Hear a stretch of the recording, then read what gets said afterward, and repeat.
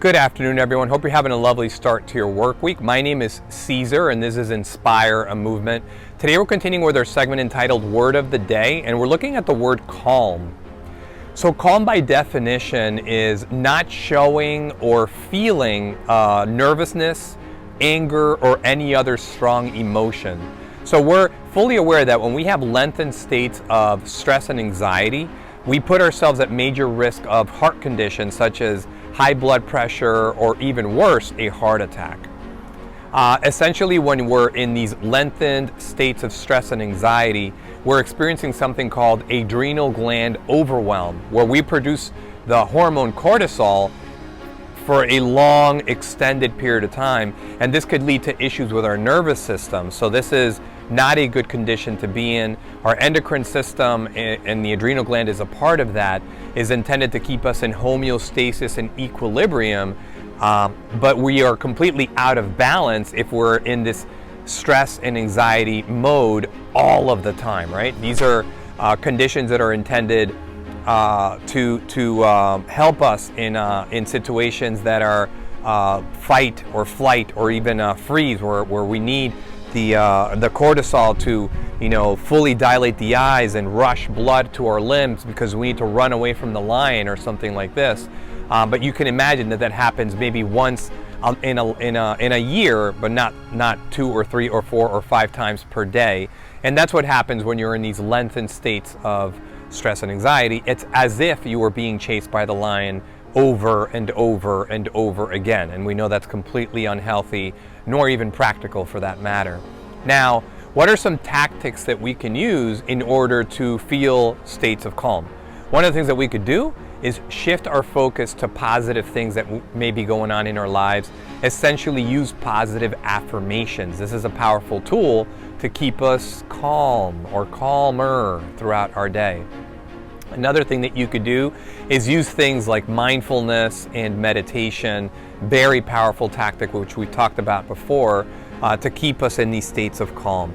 Using periodic check-ins throughout your day, and I do that through breath work, but just simply removing yourself from a stressful situation and going outside and kind of gathering your thoughts a little bit, tempering your negative judgment and things like this, or maybe judgment against other people, very, very helpful as well. Also doing things like listening to soothing music. This is a very simple way really to calm yourself and keep you in a state of happiness for sure. These are very practical little things, but they're very effective for sure. Also using things like yoga, which we've talked about before, that incorporates the movement and the mindfulness practice all in one. Very powerful stuff.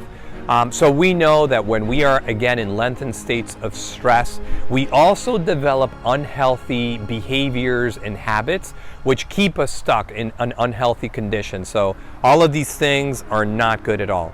As I try to connect with this word calm, I can offer to you that I believe that to be my mission, which is to try to find, maintain, and sustain my own calm, and try to bring in as much knowledge and practice as I can to achieve that, and then help everyone. And I extend my arms out to the camera to say, you be calm as well. That's really what this whole thing is about, is just to try to make our livable condition so much better than it probably currently is. Only because for me, I've experienced for 50 years essentially of being on this earth, very much lengthened states of stress. And with that comes things like physical ailments that we talked about before. One of the reasons why we find ourselves so stressed out and anxious is because we are constantly looking for the approval of other people in order to feel like we're accepted in the world. And I've talked about that in prior segments. This is something that we definitely cannot do. We can't live our lives to please other people. That inner sense of happiness and calm definitely comes from within. So that's definitely something that we need to try to habituate anew, because it's unhealthy. So there's many other factors that I could try to share with you in terms of why we're so stressed and anxious, but I would say that's definitely one of the key ones. I would offer to you that using some of these very practical tools can help you heal can help you feel better about yourself, and try to practice them and implement them. At the end of the day, that's what's going to make you a better service to the world, is to the degree in which you feel well about yourself. I hope that you appreciate these reflections in some way, shape, or form, that I've been of service to you. If there's something that you want us to touch upon, please communicate with us via social media or through our online program, inspiremovement.com. Thank you so much, and have a great remainder of the week. Peace and love, everybody.